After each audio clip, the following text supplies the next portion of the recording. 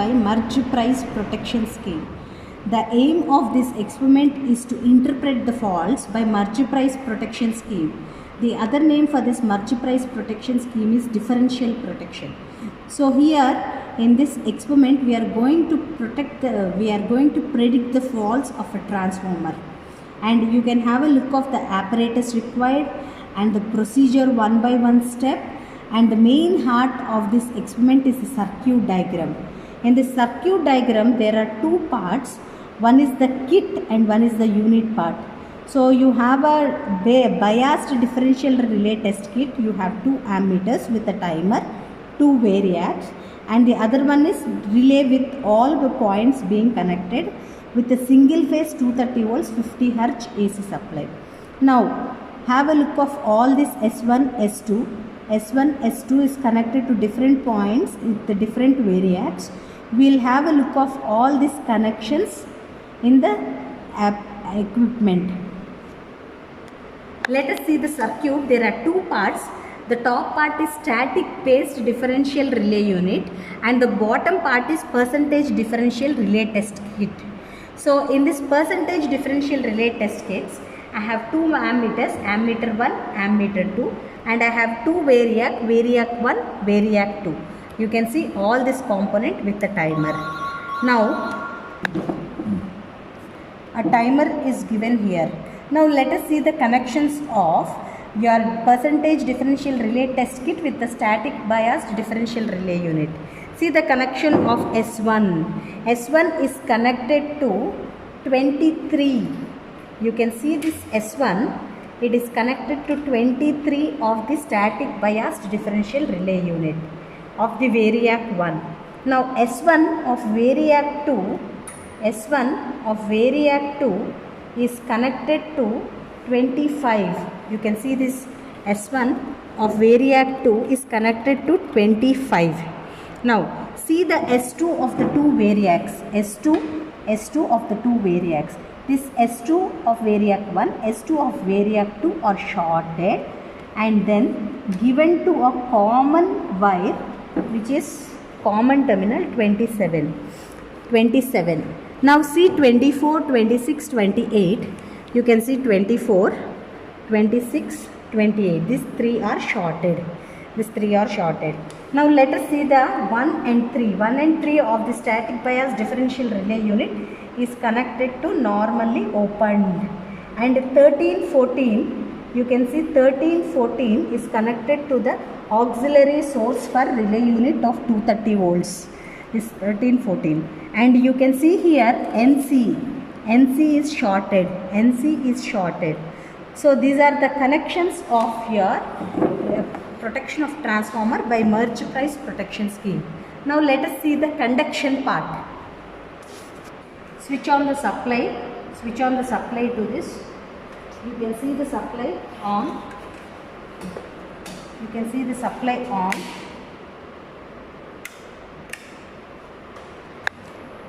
see the supply is on, and here initially your set mode. Initially it should be in set mode, and this is my test stop and this is my test start.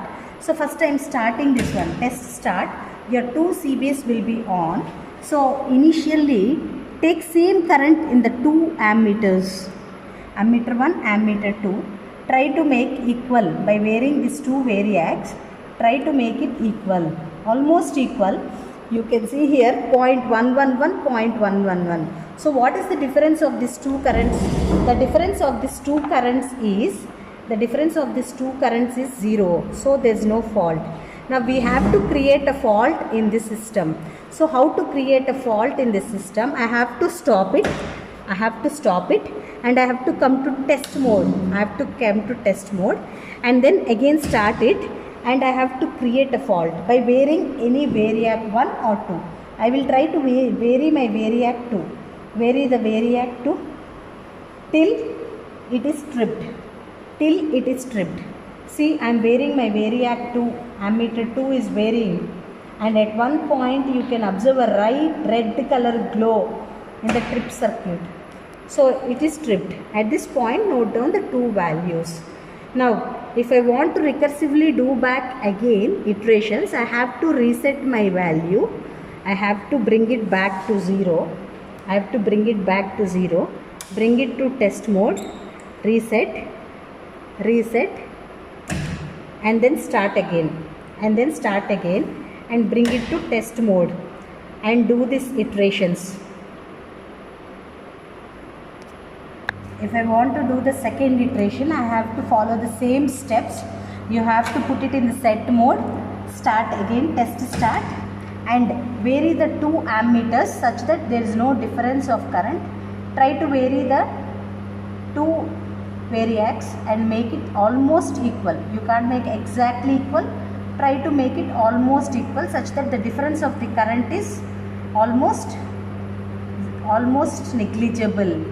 So you can see here 0.105 and 0.100 is 0.106 is my ammeter 1, 0.109 is my ammeter 2. The difference of the current is very less and it is negligible.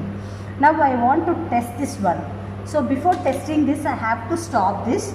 I have to stop it and I have to come to test mode.